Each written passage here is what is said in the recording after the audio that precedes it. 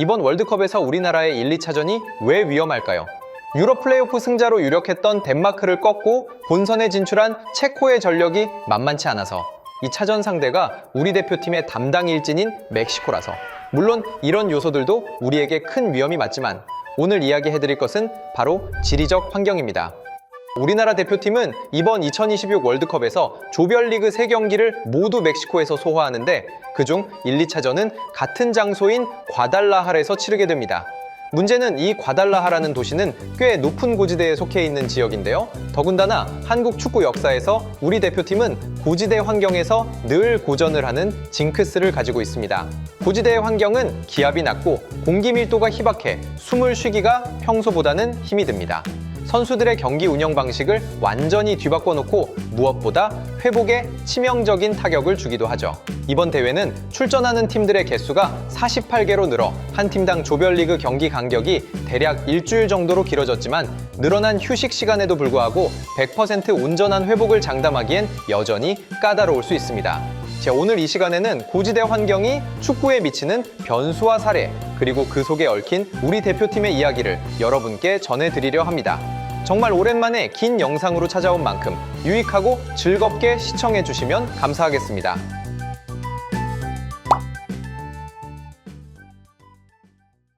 자, 우선 말 그대로 고지대가 높은 고도에 있는 지역이란 건 알겠지만 그 기준점은 어디서부터 시작되는 것일까요? 사실 전 세계적으로 해발 몇 미터부터 고지대라고 통일된 절대적인 공식은 없습니다. 다만 의학과 스포츠 생리학에서는 대체로 해발 1500m 지점부터를 고지대 환경으로 분류합니다.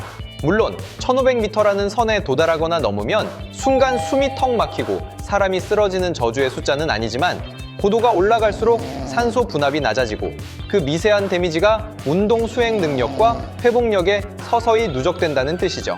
특히 국가대표팀처럼 짧은 소집 기간에 장거리 이동까지 겹치면 적응할 시간이 턱없이 부족해 체감되는 고통은 훨씬 큽니다. 심지어 다음 경기까지 회복 불량이라는 꼬리표가 따라붙을 수도 있습니다. 한 경기에 평균 10km를 쉴 새 없이 뛰어다녀야 하는 축구 선수들이 이 환경에 던져지면 어떻게 될까요? 심장은 살기 위해 미친 듯이 뛰는데 몸에 들어오는 산소는 부족합니다. 이에 따라 체력 소모는 극심해지고 경기 후 정상 컨디션으로 돌아오는 회복 속도마저 현저히 느려지게 되죠. 특히 경기 중에는 단순한 체력 저하의 문제가 아니라 선수들의 활동량과 기동력이 떨어지면서 조직력이 느슨해지고 이는 결국 실점이라는 최악의 상황으로 이어지게 되죠.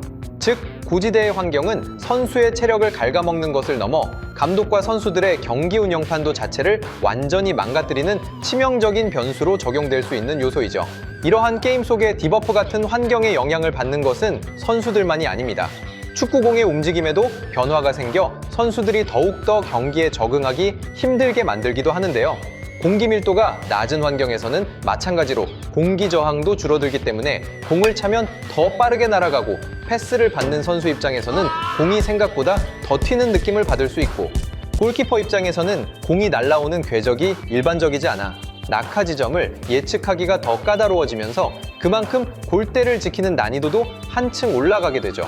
결국 고지대 이야기는 단순한 지리적 특징을 넘어 감독과 선수들이 철저하게 계산하고 대비해야 할 숙제라는 것입니다. 이러한 사례가 가장 잘 나타나는 곳이 바로 남미 지역인데요. 여러분들은 혹시 볼리비아 원정이라는 말 들어보셨나요? 남미에서 축구 전력으로는 최하위권 그룹에 위치한 볼리비아가 홈에서는 남미 최상위 팀인 브라질과 아르헨티나를 상대로 승리하는 경우가 종종 있는데요. 그 이유로 자주 언급되는 것이 바로 볼리비아 홈구장의 지리적 위치 때문인데 볼리비아 축구대표팀의 홈경기가 열리는 라파스는 해발 약 3600m에 위치해 있기 때문이죠. 한반도에서 가장 높은 산인 백두산보다 더 높은 고도에서 경기를 치르는 셈이라는 거죠. 실제로 2010 월드컵 남미 지역 예선이 한창 진행 중일 때 아르헨티나가 이곳 라파스에서 볼리비아에게 무려 6대1로 참패를 당하는 수모를 겪었고 이 경기를 기점으로 아르헨티나는 볼리비아 원정에서 꽤 오랜 기간 동안 승리를 거두지 못했습니다. 이 징크스는 2020년이 되어서야 깨지게 되죠. 아르헨티나가 볼리비아 원정에서 6대1로 대패하고 나서 6개월 뒤 브라질도 이곳 라파스에서 볼리비아에 2대1로 패배하며 무릎을 꿇었습니다. 이처럼 볼리비아 대표팀은 자신들의 지리적 환경을 무기로 삼아 월드컵 본선 진출을 도모하는 전략을 취하고 있는데요. 최근 2026 월드컵 지역 예선이 진행 중이던 시기에 자신들의 홈구장을 라파스에서 인근 도시인 엘알토에 있는 홈구장으로 옮겼는데 이곳 엘알토의 해발 고도는 무려 4,100m에 달하고 이곳에 있는 홈구장은 현재 세계에서 가장 높은 고도에 위치한 축구장이죠. 게다가 이 전략이 통했는지 엘알토에서 치른 월드컵 예선 경기에서 브라질을 잡는 등 4승 2무에 꽤 괜찮은 성적을 거두며 대륙간 플레이오프에 진출했지만 아쉽게 이라크와의 최종전에서 패배를 하며 본선 진출은 실패하고 말았죠. 물론 볼리비아가 극악무도한 지리적 환경을 가지고 있다 해서 볼리비아로 원정 오는 브라질, 아르헨티나를 상대로 매번 승리하는 것은 아닙니다. 하지만 적어도 고지대 환경에 더 익숙하고 적응돼 있다는 점에서 경기 중 나타날 수 있는 신체 변화에 대한 대응은 상대적으로 수월할 수밖에 없다는 것이죠. 그래서 볼리비아 원정을 떠나는 강팀들은 경기 운영을 종종 바꾸곤 하죠. 무리한 전방 압박을 줄이거나 경기 템포를 조절하거나 선수 교체 카드를 평소보다 빨리 쓰는 식으로 말이죠. 이 자체가 바로 고지대가 전술과 운영에 실제 영향을 준다는 하나의 증거이기도 하죠. 남미에서 고지대를 홈이점으로 삼는 팀은 볼리비아만 있는 것은 아닙니다. 에콰도르 대표팀도 홈 경기장이 있는 수도의 키토가 해발 약 2,800m 안팎의 고도에 위치해 있어 홈발이 아주 극강인 팀으로 볼리비아와 함께 안방 챔피언 또는 홈깡패라는 별명을 가지고 있을 정도입니다. 그래도 남미에선 축구 전력으로 중상위권에 위치해 있어 최하위권 볼리비아와는 달리 월드컵에서는 자주 모습을 드러내는 편입니다.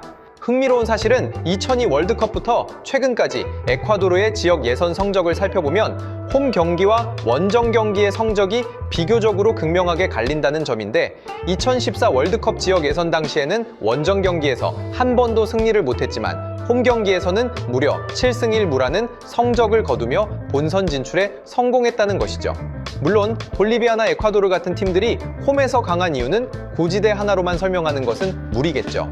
선수 구성, 전술, 그리고 홈 분위기 같은 요소들도 분명히 존재합니다. 다만 고지대의 환경 변수는 그 모든 요소 밑에 베이스로 깔려 원정팀의 실수를 유도하고 체력 소모를 늘리고 회복을 늦추면서 홈팀이 유리해지는 방향으로 기울게 만들 수 있습니다. 자, 이렇게 고지대에서 쓰러져 나간 원정팀들의 이야기가 머나먼 남의 나라 이야기같이 들리셨죠? 그렇다면 우리나라는 어땠는지 한번 넘어가 볼까요? 자, 우리나라는 유독 여타 다른 아시아 국가들과는 달리 고지대 환경과 인연이 깊은 편입니다. 좋은 의미가 아닌 나쁜 의미로 말이죠. 그 시작은 86년 멕시코 월드컵에서 시작됩니다. 1954 스위스 월드컵 이후 32년 만에 두 번째 본선 진출을 한 우리 대표팀은 전 대회 우승팀이었던 이탈리아, 마라도나가 이끄는 아르헨티나, 당시 유럽에서 복병이라 평가받는 불가리아와 함께 A조에 편성됐습니다. 지금 기준으로 봐도 상당히 험난하고 끔찍한 조편성이었죠. 이탈리아와 아르헨티나가 한 죄 속해 있는 말 그대로 죽음의 조였습니다. 문제는 상대팀의 전력만이 아니었습니다.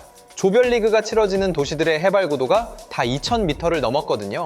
당시 월드컵 경험이 거의 없다시피 한 우리 대표팀이 강팀을 상대하는 것만으로도 벅찬데 큰 무대에서 이러한 환경을 맞이하는 건 당시 대표팀 입장에선 정말로 총체적 난국이었죠. 결국 우리 대표팀은 쉽지 않은 조건 속에서 1무 2패, 조 최하위 성적을 기록하며 세계 무대의 높은 벽을 실감해야 했습니다. 하지만 월드컵에서의 고지대 악몽은 여기서 끝나지 않았죠.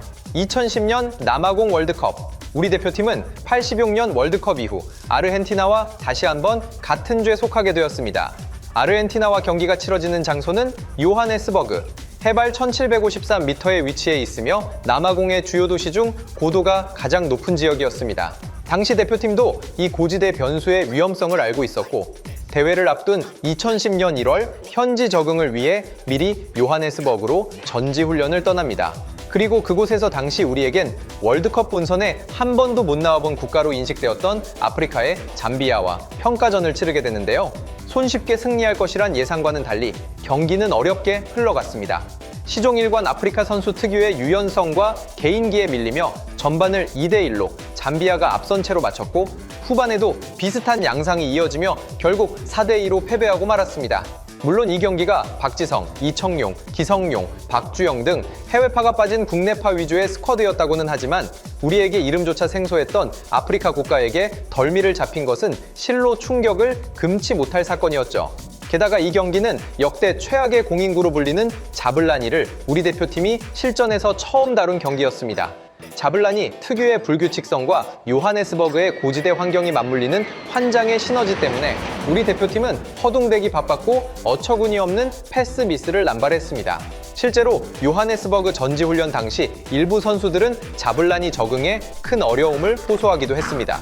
물론 당시 자블라니 적응 문제는 세계 여러 나라 선수들도 똑같이 겪는 어려움이었지만 이날 경기에서 보여준 우리 대표팀의 플레이는 실망스러웠고 패배의 충격은 꽤 컸습니다.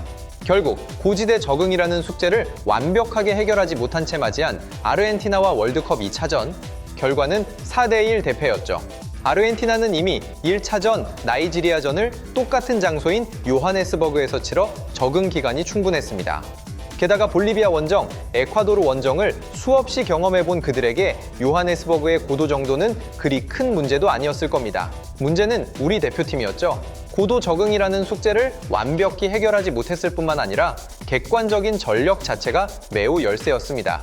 이 경기에서 직접 골을 넣진 않았지만 당시 폼이 최절정이었던 메시가 우리가 실점한 4골 모두에 관여했다는 점을 감안하면 어쩔 수 없는 자연재해 같은 패배였을지도 모릅니다. 한마디로 고지대 환경은 그냥 기본 베이스였고 아르헨티나의 압도적인 기술과 효율적인 공격에 무너져 버린 것이었죠. 이러한 우리 대표팀의 고지대 순환사는 4년에 한 번 열리는 월드컵이나 잠비아전처럼 어쩌다 한 번 겪는 일이 아니었습니다.